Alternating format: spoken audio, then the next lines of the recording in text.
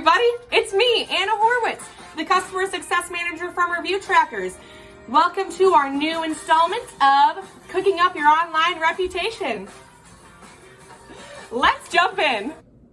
Hey everybody, and welcome back to another installment of Cooking Up Your Online Reputation. So today we're going to be diving into your competitors. So learning more about which competitors are in your market, how they compare against your business, and all of that is another fresh ingredient in your online reputation. Implementing the right competitive intelligence strategy can do wonders for your brand. Not only does a sound strategy help identify opportunities to differentiate your company from rivals, it provides better customer insights, which can improve customer acquisition efforts. So here are 3 simple steps to get you started into your competitive intelligence strategy. So 1 is identifying your competitors. So this can be both direct and indirect competitors. The second step is going to be to gather the right data. So what is the right data? Well, customer review data is one of the best ways to get to know your competition and what their customers are literally saying about that competitor's business. From looking into your competitors' reviews, you'll be able to see what do their customers like, what do they not like, what is the competitor's average rating on Google, what's their review volume, are they responding to reviews?